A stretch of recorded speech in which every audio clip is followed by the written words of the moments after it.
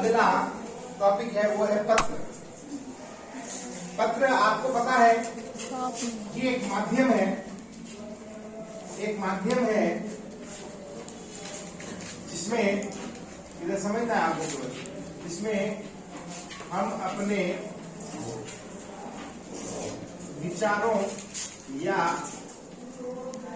भावों का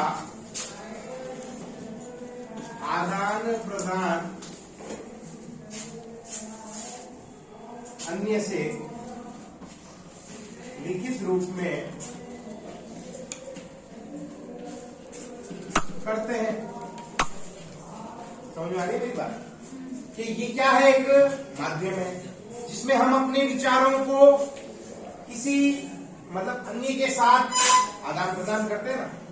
तो पहले के जमाने में टेलीफोन तो नहीं होते थे, तो पत्र व्यवहार के द्वारा ही अपने विचारों को एक जगह से दूसरी जगह स्थानांतरित किया जाता था। तो पत्र बहुत पुरानी विधा है, एक तरीका है। विधा का मतलब क्या है? तरीका है अपनी बात को पहुंचाने का। आज भी पत्र लिखे जाते हैं लेकिन बहुत कम संख्या, 1% ही शायद पत्र अब लिखे जाते होंगे, 1 से 2%। जब हम अपने विचारों का, अच्छा कहीं डाक तो हम देखते हैं पोस्ट से ही आती है, कहीं डाक वगैरह है, कोई लेटर वगैरह पोस्ट से ही आते हैं अभी भी। तो महत्व तो है आज भी, लेकिन कम हुआ है, बस इतना सही है। लेकिन महत्व तो आज भी उतना ही, संख्या कम हुई है यूज करने की। तो पत्र क्या है? पत्र माध्यम है विचारों के आदान प्रदान का। पत्र कितने प्रकार के होते हैं? 2 प्रकार के होते हैं। पहला होता है औपचारिक पत्र,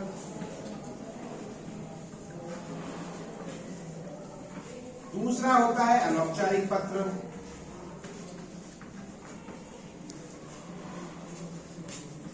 दो पत्र हमारे सामने आते हैं, औपचारिक और अनौपचारिक। औपचारिक पत्र में कौन कौन से पत्र आते हैं? औपचारिक पत्र में शिकायती पत्र आते हैं। अब शिकायत चाहे विद्यालय में की गई हो, शिकायत चाहे नगर की गई हो, इस तरह के सारे पत्र विद्यालय शिकायती पत्र में आते हैं। विद्यालय अवकाश पत्र, जैसे अवकाश पत्र है वो भी औपचारिक में आते हैं। यानी किसी अधिकारी को जब कोई पत्र लिखा जाता है तो वो औपचारिक में आएगा। अनौपचारिक पत्र की अगर मैं बात करूं आपके सामने, तो अनौपचारिक पत्र में जैसे पारिवारिक पत्र जो होते हैं, जो पारिवारिक पत्र, जैसे पारिवारिक पत्र में बड़े भाई द्वारा छोटे भाई को कुशल क्षेम पूछना, या पिता द्वारा बेटे के बारे में जो है कुशल क्षेम पूछना, या पुत्र द्वारा पिता को संदेश भेजना कि मैं यहाँ ठीक हूँ और आशा करता हूँ आप भी वहां सही होंगे या स्वस्थ होंगे। तो इस तरह के पारिवारिक पत्र जब पिता पुत्र को या पुत्र द्वारा पिता को या भाई भाई को लिखता है ना, तो इस तरह के सारे पत्र जो है पारिवारिक पत्र किसमें जाते हैं बेटा? अनौपचारिक पत्र। एक पत्र और आता है, वो होता है बेटा व्यावसायिक पत्र। कौन सा पत्र होता है? ये व्यावसायिक पत्र जो है आपके वो कोर्स में दे रखा है, अनौपचारिक नहीं है, व्यावसायिक पत्र दे रखा है। व्यावसायिक, अच्छा, और अनौपचारिक पत्र में और भी आते हैं, जैसे शोक पत्र, या जिनको संवेदना पत्र बोला जाता है। जिनको क्या बोला जाता है?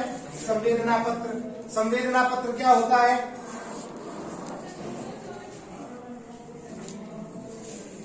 संवेदना पत्र क्या होता है? संवेदना, जब मान लीजिए किसी की घर में मृत्यु हो गई है, तो जब बैठक होती है तो वहां से बहुत से लेटर आते हैं कि हमें अत्यंत दुख हुआ यह सुनकर कि भाई आपकी माताजी या आपके पिताजी जो भी है जिसका भी मृत्यु हुई है वो गहरा दुख होना। तो ऐसे संवेदना पत्र वो कहलाते हैं, शोक पत्र कहलाते हैं। व्यवसायिक पत्र में कौन से पत्र आते हैं? व्यवसाय से संबंधित, व्यापार से संबंधित, इससे संबंधित व्यापार से संबंधित पत्र जो है वो व्यवसायिक पत्रों के अंतर्गत आते हैं। अभी आपको सारे तरीके के पत्र मैं करवाऊंगा जो आपके कोर्स में है। सबसे पहले हम बात करेंगे औपचारिक पत्र में शिकायती पत्रों। लिखने का ढंग में बता दूंगा क्या रहेगा, है ना। साथ में प्रश्न भी करेंगे जिससे कि आपको पता लग जाएगा। ठीक है जी। अब देखिए मैं शुरुआत कर रहा हूं औपचारिक पत्रों से। औपचारिक पत्रों में जो शिकायती पत्र है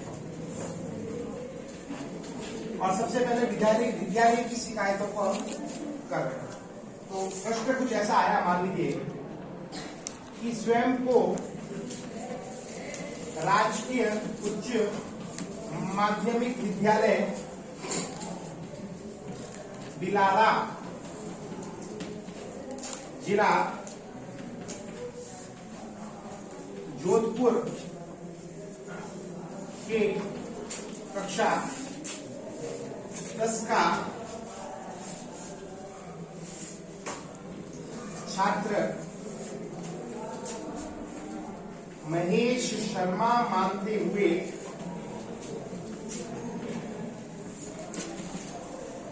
अपने विद्यालय के प्रधानाचार्य को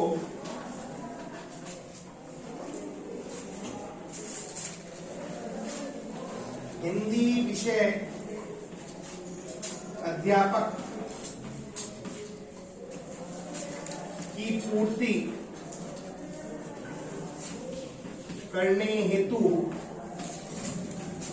एक पत्र लिखिए। बहुत सिंपल सा क्वेश्चन है, समस्या को समझना है, हम क्या है, कहां से हम लिख रहे हैं, किसको लिखना है, ये 3 चीजें बड़ी ही महत्वपूर्ण होती है। एक पत्र के अंदर 3 चीजें बड़ी ही महत्वपूर्ण होती है। सबसे पहले ये समझना आवश्यक है कि हम जो है वो कौन है, इसमें किसको लिखा जा रहा है और समस्या क्या है। जब इन 3 चीजों का हमें उत्तर इस प्रश्न में मिल जाएगा तो हमारा पत्र भी पूर्ण हो जाएगा। लिखने का ढंग जो रहेगा वो भी आपके सामने आ जाएगा। पहले हम प्रश्नों को एक बार दोबारा पढ़ेंगे कि स्वयं को, यानी लिखने वाला जो होगा वो होगा, और राजकीय उच्च माध्यमिक विद्यालय बिलाड़ा जिला जोधपुर से लिख रहा है, वो कक्षा 10 का छात्र है, वो उसका नाम भी यहाँ दे रखा है महेश शर्मा मानते हुए अपने विद्यालय के प्रधानाचार्य को लिखना है। ठीक है जी। इसमें उसको समस्या क्या बतानी है कि हिंदी विषय अध्यापक की पूर्ति करनी है, यानी हिंदी विषय का अध्यापक कक्षा में नहीं है, विद्यालय में नहीं है, तो उसको क्या करना है, क्या पत्र के माध्यम से कहना पड़ेगा कि हमारे विषय में जो है अध्यापक की आप पूर्ति करें, अध्यापक लगाए, जिससे कि हमारा जो भी पाठ्यक्रम है वो पूर्ण हो सके। समझ में आ रही है बात? ये समस्या है, इसका समाधान भी हमें ही लिखना पड़ेगा। लिखने का ढंग क्या रहेगा, ध्यान से समझिएगा। जब विद्यालय पत्र है तो बिल्कुल सेवा में, यहां से ही स्टार्ट होगा। विद्यालय पत्र हमेशा सेवा से ही होता है, और जबकि हम प्रधानाचार्य को ही लिख रहे हैं तो इसी ढंग से लिखा जाएगा। सेवा में अल्पविराम, ज्यादा गैप न छोड़ते हुए इसको लिखना है, पता है, श्रीमान प्रधानाचार्य महोदय। अब कहाँ के प्रधानाचार्य हैं, राजकीय उच्च माध्यमिक विद्यालय। अब एक बात ध्यान रखिएगा, अगर विद्यालय उच्च माध्यमिक है यानी इसका मतलब वो कक्षा 12 तक है, और कक्षा 12 तक जहां पर विद्यालय होता है वहां पर प्रधानाचार्य होता है। जहां नाम आ गया माध्यमिक विद्यालय, उच्च नहीं आया, तो वहां वो विद्यालय कक्षा 10 तक ही होता है, और कक्षा 10 में प्रधानाध्यापक होता है। ध्यान रखना, यानी हेडमास्टर जिसको बोलते हैं, इसको बोलते हैं प्रिंसिपल। कक्षा 12 में प्रधानाचार्य जिसको प्रिंसिपल कहा जाता है। जो विद्यालय कक्षा 10 तक की है उसमें वर्ड क्या यूज होगा, प्रधानाध्यापक ही यूज होगा, प्रधानाचार्य नहीं होगा। समझ में आ गई बात? अरे हाँ या ना? कक्षा 10 तक, चाहे वो 8वीं तक विद्यालय हो, चाहे 5वीं तक विद्यालय हो, इन सब में प्रधानाध्यापक ही यूज होगा। अगर उच्च माध्यमिक विद्यालय है तो केवल और केवल वहां पर प्रधानाचार्य का प्रयोग होगा। तो यहाँ पर मैंने उच्च माध्यमिक विद्यालय इसलिए प्रधानाचार्य लिखा बेटा। समझ में आ गई बात?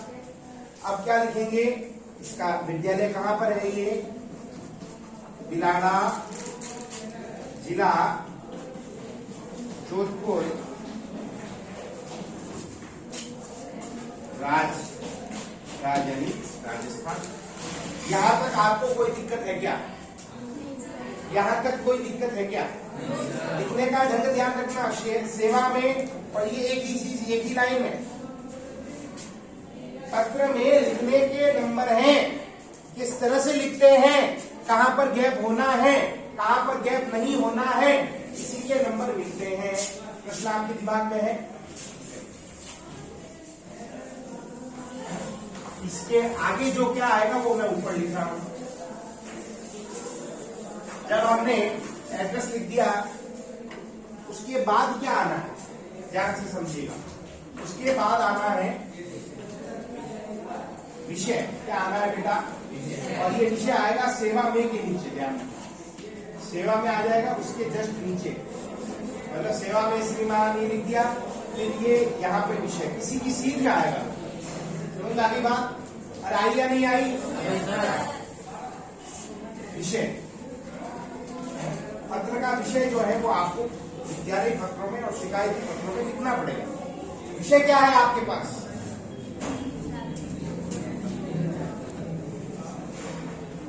विद्यालय में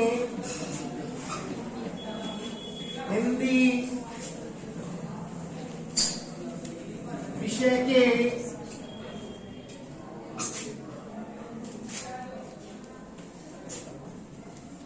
अध्यापक की कमी की कमी रखनी है, पूर्ति करनी है। क्या करनी है? पूर्ति करने हेतु पत्र। अब जो विषय था वही मैंने लिखा है, मैंने मन से कोई भी लाइन नहीं जोड़ी। ध्यान से समझिए आप। विद्यालय में हिंदी विषय के अध्यापक की कमी की पूर्ति करने हेतु पत्र। ये पत्र किस लिए दे रहे हैं हम? ये पत्र हम इसलिए दे रहे हैं कि हमारे विद्यालय में हिंदी विषय का अध्यापक नहीं है, उसकी पूर्ति करनी है हमें, इसीलिए तो पत्र दे रहे हैं। ये कमी ही रखनी है। अरे गूंगे हो क्या? बोलो ना बेटा। पूर्ति करनी है। बोलिए आप, क्या करनी है? पूर्ति। और जब पूर्ति करनी है तो हमने वही तो चीज लिखी है। कमी होने के लिए अपन यहाँ करते, यहाँ तक छोड़ देते। अरे हमको पूरा लिखना है, पूर्ति करने हेतु पत्र है ये। मैं कोई कमी नहीं रखना चाहता, पूर्ति करना चाहता हूँ इस पत्र के माध्यम से। तो विषय वो पूरा लिखना है। इसके पश्चात आपको क्या करना है? इस महोदय के सीध में ही आपको लिखना है महोदय, महोदय। अगर महोदय लिखना है, ठीक है जी। अब इसके बाद क्या आएगा? नम्र निवेदन है? नहीं, लिखने का तरीका बदलें। जब आपके पास विषय है तो आपको ये चीज लिखनी है, उपर्युक्त विषया अंतर्गत निवेदन है कि ये चीज आपको हर एक पत्र में लिखनी है, केवल व्यवसायिक पत्र को छोड़ के।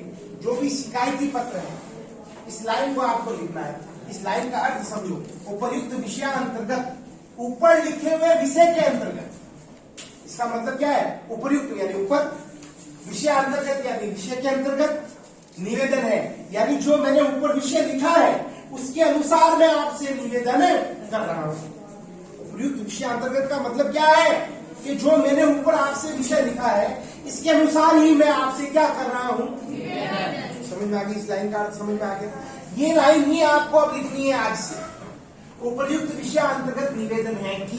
अब कैसे लिखा जाएगा पत्र? ध्यान से समझिए। पत्र जब भी लिखेंगे, जब भी कोई शिकायती पत्र होगा तो उसमें आपको जो वर्तमान की स्थिति है वो आपको बतानी है कि वर्तमान में, वैसे मान लीजिए अध्यापक का भी उदाहरण लिया आपने, तो वर्तमान समय में हमारे विद्यालय में हिंदी विषय अध्यापक की कमी है। समझ में आई बात आपको? पहले तो ये चीज आपको लिखनी है ना। उपयुक्त विषय अंतर्गत निवेदन है कि हमारे विद्यालय में, अगली लाइन यहां इसके नीचे से, पिछले 2 महीने महीनों से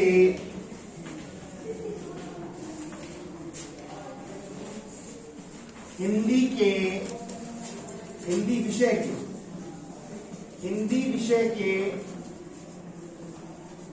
अध्यापक की कमी है। पिछले 2 महीनों से कमी है, जो आज तक भी है, तभी तो पत्र लिख रहे हैं। अरे समझ में आई बात? जो आज तक भी है, 2 महीनों से हमारे हिंदी विषय के अध्यापक की कमी है। ठीक है, तो जब कमी है तो इतने दिन हमने क्या किया वो आपको लिखना है। कई दिनों तक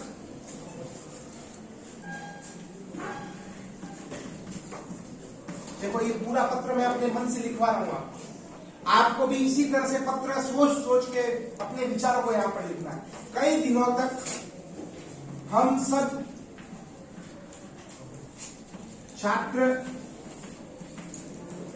छात्राओं ने मिलकर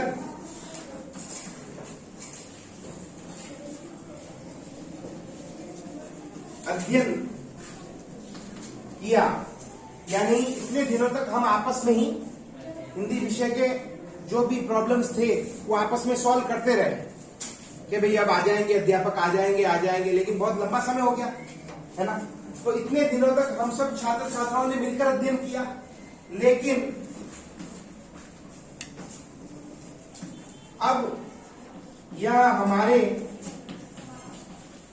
बस की बात नहीं रही। अर्थात अध्यापक की कमी तो अध्यापक ही पूरा करेगा, हम कितने दिनों तक आपस में पढ़ लेंगे, तो अब ये हमारे बस की बात नहीं रही। ठीक है, और क्या लिखना है? आगामी, आपको समस्या बतानी कि आपको क्या क्या समस्या हो रही है। आगामी दिसंबर माह में अर्धवार्षिक परीक्षाएं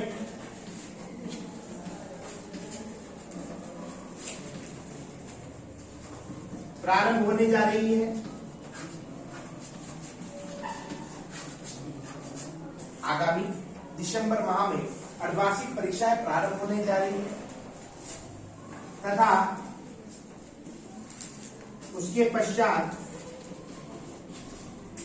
मार्च माह में हमारे बोर्ड की परीक्षाएं, बोर्ड की जो परीक्षाएं हैं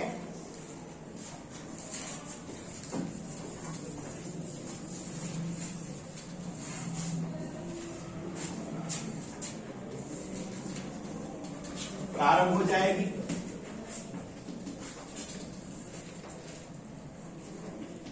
ऐसे में अध्यापक न होने से हमारा पाठ्यक्रम, अब आपको क्या नुकसान है? हमारा पाठ्यक्रम समय पर पूर्ण नहीं हो पाएगा। समय पर पूर्ण नहीं हो पाएगा, ये चीज आपको लिखनी है कि जब परीक्षाएं प्रारंभ हो जाएगी और ऐसे में अध्यापक नहीं है तो हमारा जो पाठ्यक्रम है वो समय पर पूर्ण नहीं हो पाएगा।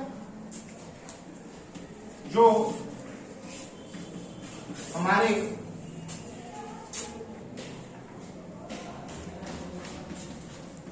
परिणाम के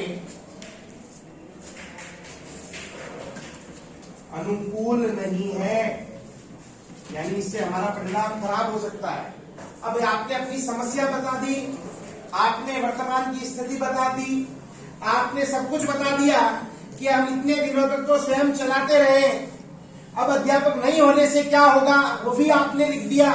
हमारा पाठ्यक्रम पूरा नहीं होगा, हमारी अर्धवार्षिक परीक्षाएं नजदीक है, ऐसे में पाठ्यक्रम समय पर पूर्ण नहीं हो पाएगा अध्यापक न होने की वजह से। समझ आ रही? अब आपको सॉल्यूशन बताना है, वो भी पैराग्राफ चेंज करके आपको निवेदन करना है। क्या निवेदन करना है? अतः आपसे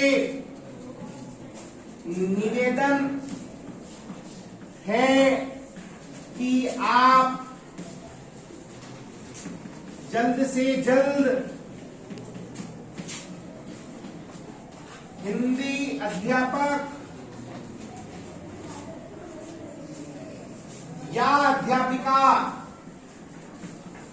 या तो अध्यापक को ले आए या अध्यापिका को ले आए, अध्यापिका की व्यवस्था करें। बस ये तो लिखना है। क्या करनी है आपको? निवेदन क्या करना है कि आप जल्द से जल्द हिंदी अध्यापक या अध्यापिका की व्यवस्था करें। अब जो नीचे आएगा वो आपको जो है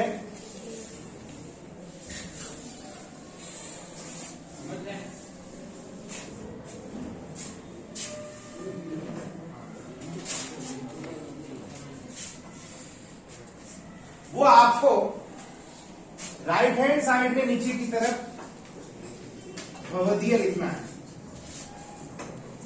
ठीक है।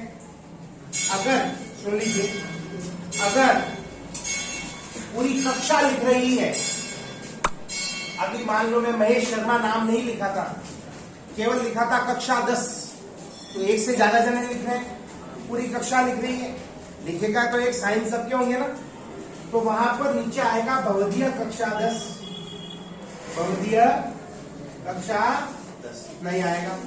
जब एक व्यक्ति लिख रहा है तो आपको पता है आपको क्या करना है। आपका आज्ञाकारी शिष्य महेश शर्मा कक्षा 10, समझ में आ गई बात? अरे हाँ या ना?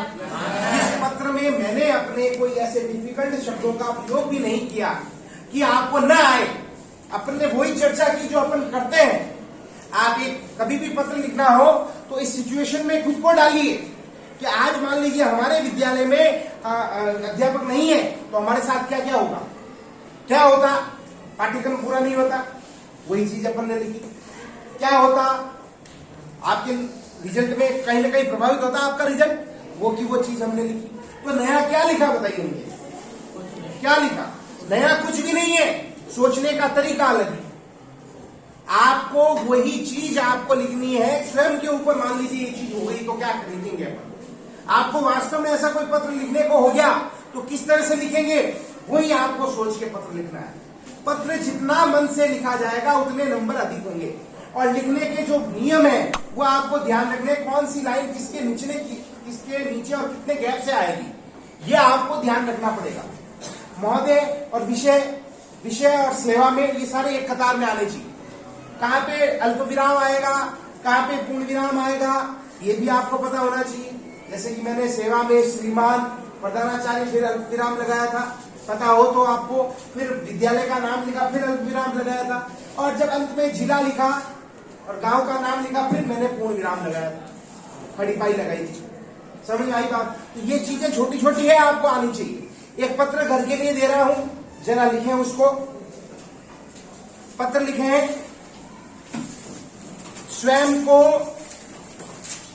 वही जो भी आपको नाम लिखना है, स्कूल का वगैरह लिख दें, समस्या लिखना है आपको, खाली विद्यालय का नाम मन से लिखना है। अच्छा, ये समझाने की जरूरत नहीं क्या कि नाम दिया हुआ है तो वही नाम यूज करना बोर्ड के अंदर, प्रश्न के अंदर। समझ में आ रही? ये छोटी छोटी चीजें आपको समझाने की जरूरत है क्या? विद्यालय का नाम अगर प्रश्न में दिया है तो वही आप यूज करना, आप ऑब्वियसली कर ही लोगे। ये तो छोटे बच्चों को समझाते हैं ना, ठीक है ना? तो आप इतने तो समझदार, मैं मान ही लेता हूं आपको कि आप ये कर ही देंगे। ठीक है, आप तो समस्या लिखें। खेलकूद की सामग्री की व्यवस्था करने हेतु पत्र, खेलकूद की सामग्री की व्यवस्था करने हेतु पत्र, या ऐसे लिखे खेलकूद की सामग्री की कमी की पूर्ति करने हेतु पत्र लिखे। खेलकूद की सामग्री की कमी की पूर्ति हेतु पत्र। विद्यालय में खेलकूद की सामग्री कम है, आपको क्या करवानी है? पूर्ति करवानी है। ठीक है, समझ में आई? और एक पत्र लिखे हैं, एक पत्र लिखे हैं आप, विद्यालय में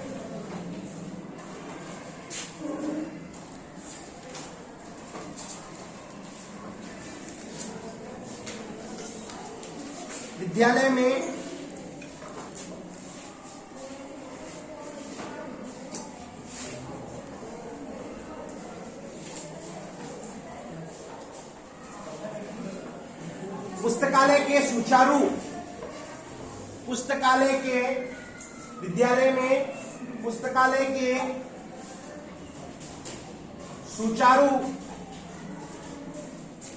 संचालन, सुचारू संचालन करने हेतु पत्र, पुस्तकालय के आप ये ना नहीं मैं तैयार हूं।